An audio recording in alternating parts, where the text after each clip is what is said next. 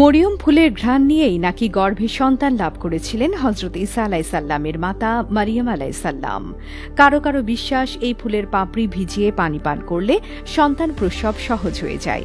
আবার কিছু ব্যবসায়ী এটিকে প্রফেটিক মেডিসিন অর্থাৎ নবী সাল্লাল্লাহু আলাইহি ওয়াসাল্লামের নির্দেশিত ওষুধ হিসেবেও প্রচার করে থাকেন। হজ করতে গিয়ে তাই ফুলটি কিনেও নিয়ে আসেন অনেকেই এবং এর পানি দ্বারা বিভিন্ন রোগ নিরাময়ের চেষ্টা করেন। এভাবেই যুগ যুগ ধরে মারিয়াম ফুলকে ঘিরে প্রচলিত আছে নানা ধরনের ভ্রান্ত বিশ্বাস ও ধারণা, শরিয়াতে যেগুলোর কোনো সঠিক ব্যাখ্যা বা বিশ্লেষণ এখনো পাওয়া যায়নি। তবে ভেষজ উদ্ভিদীয় চিকিৎসা হিসেবে মারিয়াম ফুলের ব্যবহার অতি পুরনো। সৌদি আরব সহ আফ্রিকান দেশগুলোতে এই ফুলের বেশ কদর রয়েছে। বিস্তীর্ণ মরু অঞ্চলে এই ফুলের শুকনো গাছ মাটি আঁকড়ে জন্ম নেয় এবং বছরের পর বছর সেভাবেই পড়ে থাকে। অসহনীয় সূর্যের তাপের কারণে ক্রমেই গাছটি নির্জীব পাথরের মতো হয়ে পড়ে। কখনো বৃষ্টির পরশ পেলে এটি জীবন ফিরে পায় এবং এর বংশবিস্তার ঘটে।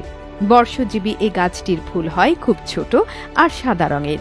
যখন পরিণত গাছের শাখা প্রশাখা ভেতরের দিকে বেঁকে গিয়ে গোলকের আকার ধারণ করে তখন গোটা গাছকেই একটা ফুলের মতো দেখায়। এই গাছে ফোটা ফুলকে প্রথমে দেখলে খটখটে শুকনো আর মরা মনে হয়, কিন্তু কিছুক্ষণ পানিতে ভিজিয়ে রাখলে তরতর করে পাপড়ি মেলতে শুরু করে।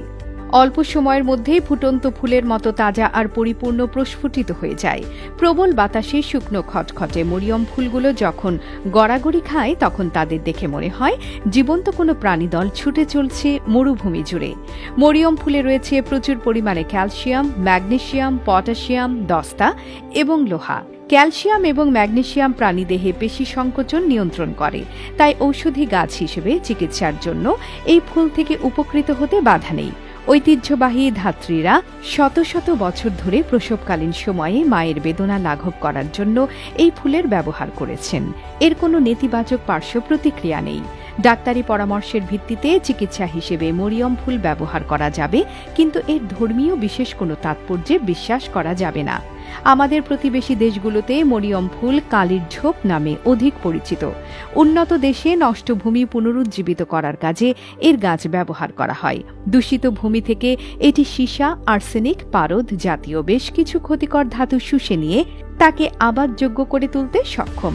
তবে বসবাসরত কোনো বিল্ডিংয়ের পাশে কালির ঝোপ স্তূপ আকারে জমে গেলে অগ্নিকাণ্ডের আশঙ্কায় এগুলো ছাঁটাই করা তোড়জোড় শুরু হয়ে যায়, কারণ এই গাছের ভেতরে থাকে ভূমি থেকে শোষিত নাইট্রেট, যা তীব্র দহনে সহায়তা করে। শত শত বছর ধরে ধাত্রীগণ প্রসবকালীন সময়ে মায়ের বেদনা কমিয়ে আনার জন্য ফুলের ব্যবহার করে আসছেন। কচি অবস্থায় এটি আকর্ষণীয় পশুখাদ্য হিসেবে ব্যবহৃত হতে পারে। এমনকি শুকনো হওয়ার পরেও পানিতে ভিজিয়ে পশুখাদ্য তৈরি করা যায়।